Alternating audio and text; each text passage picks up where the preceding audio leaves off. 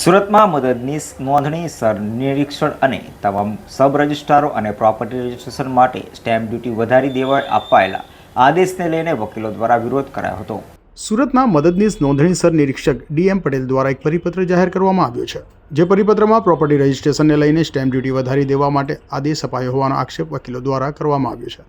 વકીલોએ જણાવ્યું હતું કે સરકારી પરિપત્ર ન હોય સુરતના અધિકારી દ્વારા પોતાની ચેમ્બરમાં બેસી આ તગલાદી નિર્ણય લેવામાં આવ્યો છે, જેને લઈ આ મામલે સુરત કલેક્ટરને વકીલો દ્વારા સમય માંગી આ તગલાદી નિર્ણયનો વિરોધ કરી આ નિર્ણયને ત્વરિત પરત ખેંચવામાં આવે તેવી માંગ કરાશે તેમ વકીલોએ જણાવ્યું હતું। તો આ અંગે વકીલ નીલકંઠ બારોટે વધુ માહિતી આપી હતી। સુરતના સૌ વકીલ મિત્રો વતી આજે અમે અહીંયા કલેક્ટર સાહેબને રજૂઆત કરવા માટે આવ્યા છીએ કે આજે સવારથી એક એવી સૂચના આપવામાં આવી કે દસ્તાવેજની જે નોંધણી કરવામાં આવે છે એની સ્ટેમ્પ ડ્યુટી એ સુપર બિલ્ટઅપ ઉપર ગણવામાં આવશે, જે કાયદાના પ્રબંધો વિરુદ્ધની વાત હતી અને પક્ષકારોને ખૂબ આર્થિક રીતે એમાં તંગી પડે, મુશ્કેલી પડે એવી વાત હતી।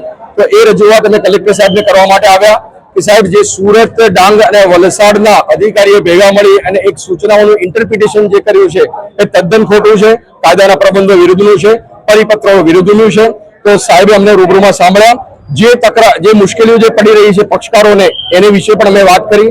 સાહેબે અમને ખાતરી આપી કે જે આ કહેવાતી જે સૂચના છે એનો અમલ કરવામાં નહીં આવે અને રજીસ્ટ્રેશન નોંધણીની જે પ્રક્રિયા અત્યારે જે ચાલી રહી છે એ જ મુજબ દસ્તાવેજની નોંધણી થશે એવી અમને સ્પષ્ટ ખાતરી આપી છે। અને ફરી એક વખત લોકોના પ્રતિનિધિ તરીકે જે વકીલ કામ કરી રહ્યા છે એ વકીલ જે લોક પ્રતિનિધિ છે એની વાત આજે અહીંયા સાચી ઠરી છે। અમે કલેક્ટર સાહેબનો પણ અહીંયા આભાર માનીએ છીએ, વકીલોની એકતાનો પણ આભાર માનીએ છીએ।